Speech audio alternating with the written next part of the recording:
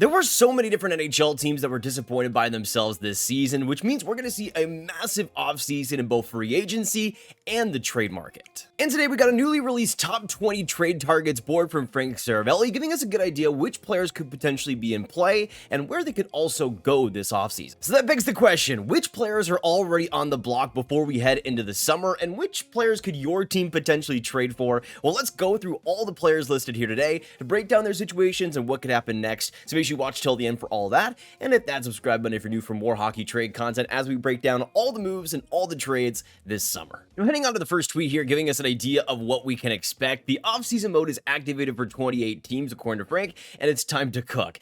And then he goes on to say, interestingly, that JJ Peterka leads the first trade targets board. Now, coming out number one is no surprise, JJ Peterka. It's interesting to see him all the way up at the number one spot, but it wouldn't be all too surprising to see Peterka on a new team next season, especially since I think he's going to be one of the most interesting names as an offer sheet candidate as well this summer. I'll definitely be making a video soon on the offer sheet candidates this year, the biggest ones, and Peterka would definitely be among the best. I mean, this last year in 77 games, continuing to break out, 27 goals, 68 points. He's really been one of the only big success stories for the Sabres team over the last couple of seasons, really rising above expectations.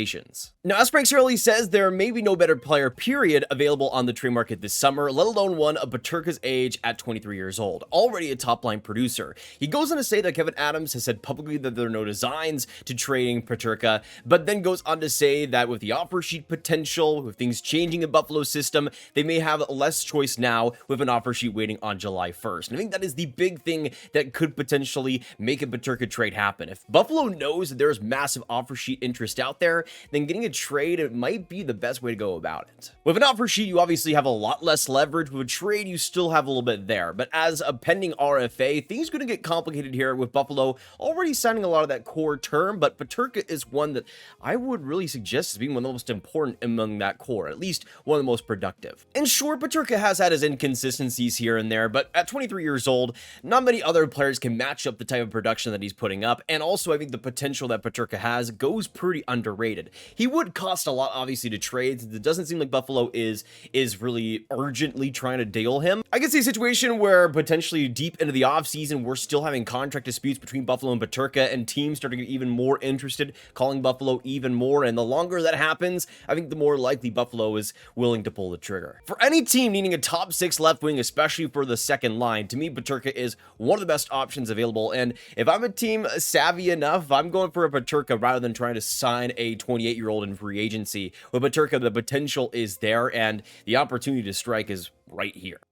Now, coming in at number two, interestingly, is Chris Kreider of the New York Rangers, and Kreider's situation is, I think, pretty heavily complicated, as Frank Seravalli mentions. He doesn't want to get moved. He has a 15-team no-trade list, but the Rangers have proven themselves to be a team that will make changes that they really need to. In Kreider's case, I think trading him especially is going to be complicated because of the AAV, because of the 15-team no-trade list. I mean, he's making $6.5 million, plus you have the term on top of that. So at 34 years old, that's a player that I think is really going to vary in terms of the interest out there from teams. But the goal scoring is still there. He still had some big moments in the playoffs, and I think that will ultimately lead to a lot of interest out there no matter what. Teams are still going to want to have the player with the pedigree of a Chris Kreider no matter what, and the Rangers, especially in this offseason, if they're willing to change, if they're willing to make things and shake things up a little bit, get a little bit younger, trading Chris Kreider would certainly do that. One player I'm really sad to see on this list, but it is expected. Coming in at number three is Marco Rossi of the Minnesota Wild. It's unfortunate because I think Minnesota should be doing everything to keep him. He's been a great fit there, but for some reason,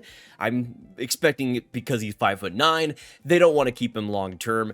And I understand it to a point, but my goodness, among all the players we'll talk about today, right up there with Peterka, this is another younger player that I think teams should be all over. This is another player like Peterka that we'll mention in a potential offer sheet video, but I think in Rossi's case, he's a lot more likely to have a successful offer sheet because Minnesota, I just don't think is all too willing to keep him long term. He's a pending RFA, of course, and that complicates things, especially after he had a pretty major season, getting 24 goals and 60 points in 82 games. I think the willingness, though, of Minnesota to give him what he actually deserves is relatively low. As Frank Seravalli mentions, Rossi says, I don't know, we'll see when it came to his season-ending press conference, and also talking about being placed on the fourth line in the playoffs.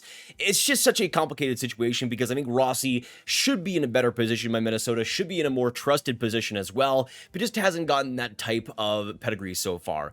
And in Minnesota's case, as a team that wants to be competitive, they want to be a truer playoff team, it's a rock and a hard play situation where Rossi isn't quite ready to put up those massive minutes in those bigger situations, but I still think we'll eventually be able to get there. In Minnesota's case, though, it's coming at a hard time with how cap strapped they are, and also, of course, his pending RFA status. So I think especially for a team looking for a middle six centerman with the versatility of a player like Rossi, this is the time to strike, because a player like Rossi doesn't come around all too often. And yes, he's definitely been boosted a bit by Kirill Kaprizov and how good he's been throughout the years, but I think Rossi has really shown himself to be a all-around pretty great centerman for Minnesota, and somebody that, even though you can't count on much in the physicality department, everywhere else, he's just such a smart player, and that feeds the points he gets, that feeds the production, and I think even though he won't have a Kaprizov in his next stage, I think he'll still be a great complementary centerman and somebody that will fit pretty well into most teams' middle sixes. And he's also shown if you put him with your greatest players in the first line center spot, he can hold his own. He can do well around those guys and actually boost their play. So I think for a team looking for versatility, especially the center position,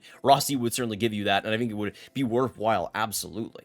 I'd love to know down below for you guys, where could you see Marco Rossi potentially ending up? I mean, a team that kind of comes to mind for me immediately is a team maybe like Vancouver that's had a wacky center situation as of late. Elias Pettersson hasn't been 100%. They traded for Filipino and he hasn't been 100%. So potentially Marco Rossi could give them some stability there, especially on the younger side of things. But that's just a guess as of right now. But I think there are a lot of options out there. I mean, even for a team looking for a third line center, I think Marco Rossi could be pretty good in that spot too. One player that isn't much of a surprise coming in at number 4 is Bowen Byram of the Buffalo Sabres. He was somebody that was floated around a little bit at the trade deadline, but ultimately did not get dealt by the Sabres. This offseason, though, I think is pretty likely to get dealt just with the up and down play, the up and down ice time that he got in Buffalo. It's a situation where I don't think he feels all that confident in sticking there long term. And as we talked about with Rossi, as we talked about with Peterka, a pending RFA, which again complicates things. On top of Peterka being an RFA, they also had to deal with Byram's rights too. Recently, there was a report saying that Byram was frustrated with his ice time in Buffalo, that he was asking for a trade. We did see his agent refute that, but I do think there is some truth to the frustrations. I mean, how can you be in that Buffalo situation and not want more than you're currently getting? I mean, it's not exactly a great team, but I think in Byram's case, with power there already with Darien, there's limited time on ice upside there, and I could easily see a trade happening just because of that. I think for me, he often is a little bit more frustrating than he is actually interesting, but I think for a team, there is still potential there, and I think for a lot of teams out there, I mean, still 38 points this last year, there's a lot to work on there. Now, one name I was a little bit surprised to see was Jonathan Marchessault of the Nashville Predators. Not that Nashville wouldn't be making some major trades. I mean, I think they should, but Marchessault is a fascinating one because I think he was one of the only success stories, at least a little bit after that free agency they had last offseason. He was somebody that had a solid year, nothing absolutely crazy or anything, but considering Nashville and how poor they were offensively, I think Marchessault getting 56 points, 21 goals at his age, I think that's fine. I think it worked out okay. But as Frank Seravalli mentions, after a disastrous 28th place finish, the Predators need to get younger in a hurry, and they'd be smart to also shed one of their long-term commitments to older players too. The belief is Marchessault is open moving on after 1 year in the Music City. His production dipped like everyone's as Nashville struggled to score, but he's eminently capable of bouncing back with a 30-goal season with strong value to cap, and I think that does make sense. I mean, in terms of the guys that I think are worse fits like Stamkos, they're probably a little bit harder to trade in all honesty. In Marchessault's case, I mean, even though the term is a little bit of a question mark, at $5.5 million, I think for some teams it is stomachable, and especially for a player that does still have 30-goal upside, I want still look decent for Nashville. Was only one of the only free agent signings that I still think looked pretty all right. I think for a lot of teams out there, there's low risk there, especially with how good Marchessault has been as a playoff performer as well. That could sway a lot of teams in the end.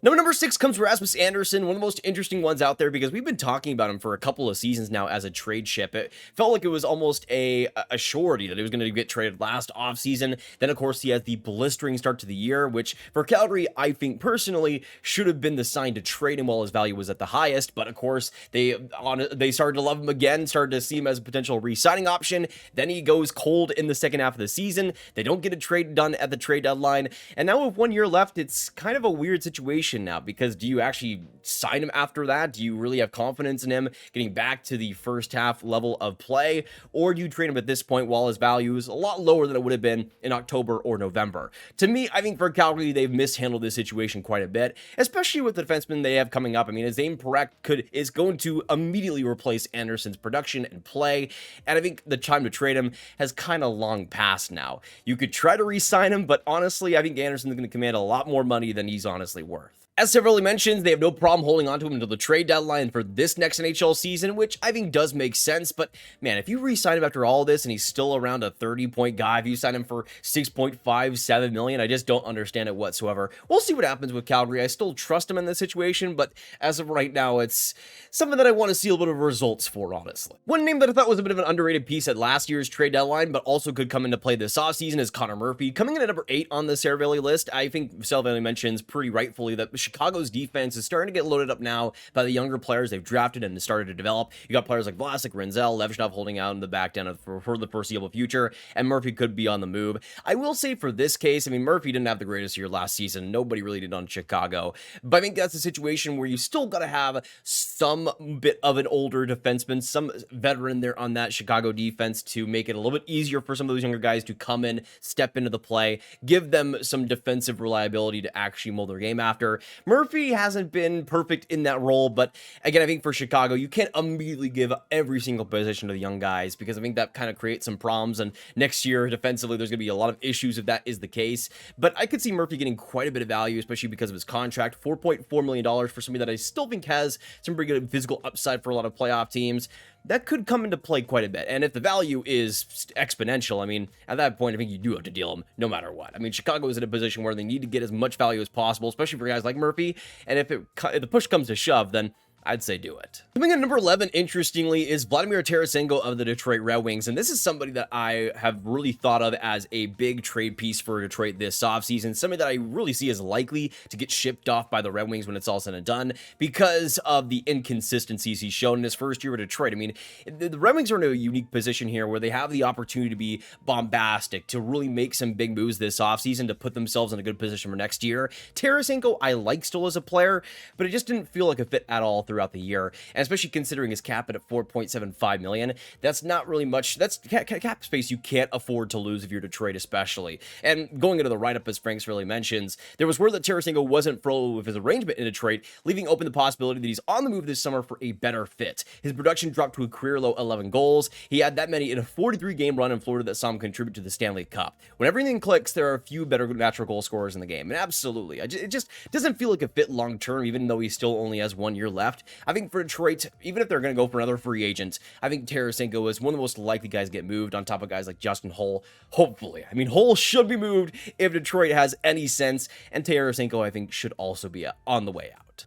Plus, with Detroit's young core starting to fill in some more spots, hopefully you'll get more opportunities for some of these younger players if a player like Tarasenko is dealt. So I think for really all parties involved, a Tarasenko deal makes sense. Now we go on to another Chicago Blackhawk. We talked about Conor Murphy before. Now we go into Lukas Reichel at number 13, and I really am hoping that Reichel is dealt. I mean, not a similar situation to Tarasenko in terms of the careers, but in terms of the situation, I mean, Reichel does not feel like a fit for the Chicago team whatsoever. And like Seravalli mentions, the speed and the skill is there. The consistency is not quite up to that type of level. And that's always been the big problem with Reichel, at least when it comes to the NHL game that he's put out, is even though he's had his moments, he's had his stretches where it seems like things are kind of getting together, starting to come up in different ways. He just never really either gets the opportunity or is really able to continue that type of play. And it's unfortunate because I think Reichel has so much potential. And even though I don't think he's going to be a top 6 player, I think there is still a middle 6 wing to build off here, but it just hasn't really worked out with the Blackhawks whatsoever. And honestly, for Chicago, I think is one of the most likely players that they deal this offseason. And thank goodness, because I think Reichel, out of really most younger players in the league, needs that change of scenery the most. Now, a fascinating name coming at number 14 from the New Jersey Devils. Here comes Erik Haula. And as Frank Seravalli mentions, if there's a list of disappointing seasons in New Jersey, Haula's name will appear at the top of it. And absolutely, I mean, Haula has always kind of been a player that's been really inconsistent this time in New Jersey. He's had times up in the top 6 as a centerman, but that's really just because of Jack Hughes and the inconsistency at his position at center. But Haula's always kind of been just a Swiss Army knife that hasn't really put up the massive numbers that they've wanted to see out of him. But you can see at 3.15 $15 million. I mean, he's somebody that I think it has middling results for New Jersey, especially this last year where it felt like the rock bottom had been hit. For New Jersey especially, they're a team that I think really wants to make a big push for this next season. Haula and especially that bottom six, I think, is something that New Jersey will look to kind of rejuvenate. And Haula especially kind of seems like a fit that New Jersey doesn't need anymore. Now, a name that I was fascinated to talk about here, coming in at number 15, is Morgan Rielly of the Toronto Maple Leafs. And this would be a massive one. But honestly, I think the defense, as we talked about in the Leafs mock trades video, is to me the biggest thing Toronto should be looking to revamp. Obviously, the wing situation I think is also something that needs serious improvements, but the defensive ability, especially when it comes to the puck movers on the defense, Morgan Rielly is really the only one there. But I would like to see Toronto try to upgrade the offense from the back end, but trading Morgan Rielly would certainly be interesting in trying to make that happen. Of course, considering he's really one of the only puck movers on that entire defensive core. But as Frank Seravalli mentions, the Leafs need a puck moving defenseman, someone that can help them get out of trouble efficiently and exiting the zone with more ease. Rielly isn't that anymore. He's been a fine playoff contributor, surprisingly enough, but he is an effective quarterback on the first power play unit, and his game showed significant signs of slowing down this season. Should the Leafs make a move before that contract becomes serious? I mean, that is an interesting proposition. To me, I think for the Leafs, I don't know if I'm convinced in trading Morgan Rielly, especially considering the contract. I don't think there's going to be many suitors for a contract in Morgan Rielly's case, making $7.5 million. Maybe it's a similar situation to the Seth Jones trade. We'd have to see, of course, if that were to happen. But again, I think the Leafs should be trying to revamp that defense. If it does come to that, I'm not the biggest fan of Morgan Rielly, in all honesty, so I wouldn't personally mind it. But I think the Leafs, again, need a serious upgrade. They need somebody that can really be able to match up with those top forwards and rush up the ice effectively, be able to use speed in a way that Morgan Rielly just can't at this stage. And that's okay. He's obviously a lot older in his career. But I think for the Leafs, if they do move on, I wouldn't be all too concerned, because I think for that Leafs defense, that's something that they will really prioritize and should be prioritizing. The problem is, how many teams out there are willing to move puck-moving defensemen that can use speed, use it efficiently, especially in the playoffs? The answer is basically zero. So I don't know where the Leafs are going to be able to get this type of guy. Maybe they end up getting creative a little bit if it is a Morgan Rielly type of deal. But for the Leafs, all we know is that they need more of that puck-moving on the back end, and potentially moving Rielly could get them a little bit closer to doing that. We'll have to wait and see, though. Now, going on to a couple players from the Boston Bruins, and one that was traded for Erik Haula, who we previously mentioned. We go into Pavel Zacha and Morgan Geekie tied and paired at number 16. And as Frank Seravalli mentions, on the whole, Zacha has done just about everything the Bruins could have hoped for when they acquired him from New Jersey. He's nipped 60 points twice. Then goes on to talk about Geekie and his breakout season. To me, I would not be trading Geekie, even though I don't think he's going to have quite the season he had last year. He's somebody I think is a part of that solution for Boston, especially considering his age, being on the younger side of things. Zacha, though, I think especially makes a lot of sense to deal, especially if you're going to have a player like Fraser Minton as well coming into the fold as a centerman next year.